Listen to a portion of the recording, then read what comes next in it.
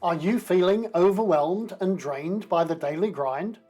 Do you find yourself battling burnout, longing for the energy and passion you once had? Well, you're not alone. After completing the video, How to Fix Retail Employees' Mental Health, a number of my viewers have asked me a question about how to avoid burnout. In today's fast-paced world, burnout has become a common struggle for many. Are there any transformative strategies that can help you go from exhausted to energized? And it got me thinking. It got me thinking about the fact that these people had already subscribed to the channel and were asking a question for me to answer. Of course, if you want to be able to ask me a question and keep you from burning out, you will also need to subscribe to this channel so that you have all the information you need to be successful. The more people that like, subscribe, comment and ring that bell means that the channel can get its message out to more people. So, back to this video, break free from burnout, life-changing advice you need to hear. In the next 10 minutes or so, we'll explore practical, actionable steps to reclaim your vitality and enthusiasm. Whether you are juggling a demanding job, personal responsibilities, or both, these tips will provide you with the tools to combat burnout and reignite your zest for life. Stay tuned as we delve into techniques that can make a real difference in your daily routine, boost your mental and physical well-being, and help you rediscover a balanced, fulfilling life. You won't want to miss this. Your journey to revitalization starts now. Firstly, some personal strategies. Number 1. Self-care. Physical health is the first place to start.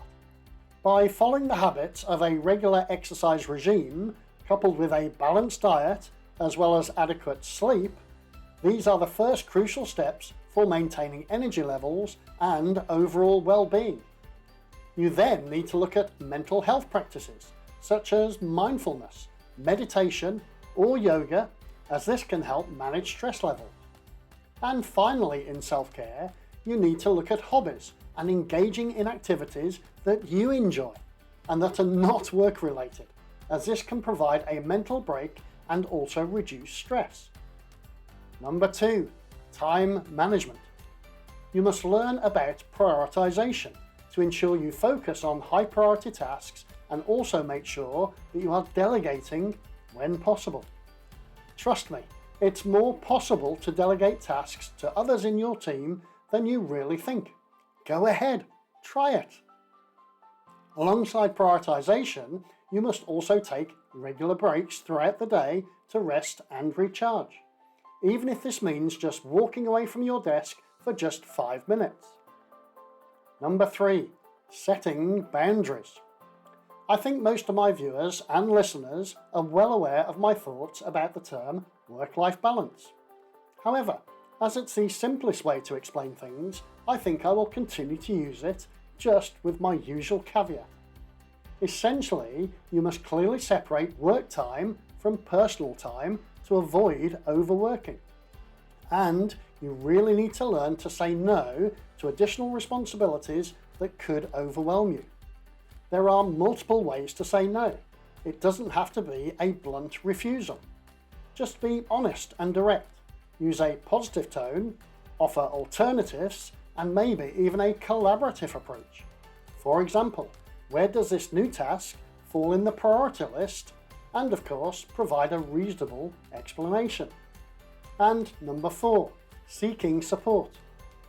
Support can come from several areas, and usually the first point of call would be your social support network and sharing your feelings and experiences with friends, family, or colleagues. If you are feeling overwhelmed and you have a good rapport with your line manager, you should also try to speak to them. After all, they may not realize you are feeling under pressure because you have always been their go-to to get a job done. Ultimately, if you are at the stage of burnout, you may also need to consider talking to a therapist or counsellor for professional help. This should never be seen as a place of last resort or as a weakness in any way. Every now and again, we all need a helping hand along the journey of life. Secondly, what can the organisation do to reduce the risk of burnout for its employees? The answer is quite a lot, actually. All organisations have a moral imperative to make sure that their employees are not suffering from burnout. Actually, it's not just a moral imperative, it's also a financial one too. Lost productivity, increased absenteeism, high turnover rates, and healthcare costs all come into play. Implementing these strategies can help create a supportive environment that reduces the risk of burnout and promotes overall well-being. First, workload management. Organisations and managers need to have reasonable expectations and ensure that workloads are manageable and expectations are realistic. There must also be the necessary tools and resources to complete tasks efficiently. Whilst we can debate where people's limits are, there is always a limit. Secondly, there needs to be a healthy work environment. Organisations must foster a supportive and positive work culture and at the same time acknowledge and reward employees' efforts and achievements.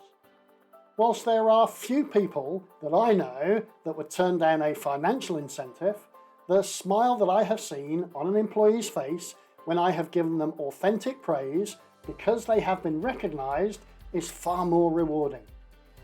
Thirdly, flexible work arrangements. I understand there are some jobs that need the warm body sitting in the seat. However, technological advances have reduced that somewhat for quite a lot of workers. Offering options for remote work for those employees that do not need to sit at a seat in a head office, or flexible hours to help employees balance their personal and professional lives are some of the easiest ways to improve an employee's overall well-being. Additionally, organisations must encourage the use of vacation and leave days, including management. If the manager doesn't take their vacation time off, then this does not set a very good example for the employees. Number 4, professional development. Organisations can provide opportunities for skills development and career advancement. These opportunities can both be formal and informal to ensure employees are getting interesting and stimulating work. A very easy way to aid in employees' professional development is to establish mentorship programs to support employee growth. Mentorship can also be formal or informal, with structured schemes in place alongside the more informal types of buddy system that I have used in my past workplaces. And number 5, regular check-ins. Organisations need to conduct regular one-to-one meetings to understand employees' concerns and provide feedback. This can be through formal appraisal systems or through informal, one-to-one, one-to-many and one-to-all coffee, breakfast or even company-wide meetings. The use of anonymous surveys that can gauge employee satisfaction and identify potential areas of improvement are also a strategy that can be used. Here, though, you need to ensure that employees do take part and that the feedback is truly anonymous to get the best possible feedback. Another little hint, if you do ask employees to complete a survey, make sure you publish the results and then set about working on areas for improvement. If you don't do this, you are unlikely to get them filling in a form again in the future. Help is on the way. All of what I've talked about is, well, it sounds great, but what about some practical tips? Let's jump into 5 of these to get you started and up to speed. Firstly, set up your environment. Create a dedicated workspace that feels comfortable and is free from distractions. Ensure good lighting, ergonomic furniture, and minimal noise to enhance focus and productivity. Secondly, use tools. Utilize planners, apps, or calendars to organize your tasks and breaks. I use a simple task list and a calendar to help track my progress and stay on top of my schedule. Even for the creation of these videos, I use a very basic Excel spreadsheet. Thirdly, stay hydrated and eat well. Ensure you drink plenty of water and have balanced meals to maintain energy levels. Don't forget to keep healthy snacks with you to avoid energy crashes. 2 or 3 times a week, my own daughter will send a message to me and my wife to check if we are keeping hydrated. And we currently live in Scotland, where everything is wet at the moment. Number 4, exercise. Incorporate physical activity into your daily routine, even if it's just a short walk. Regular movement can reduce stress and increase overall energy.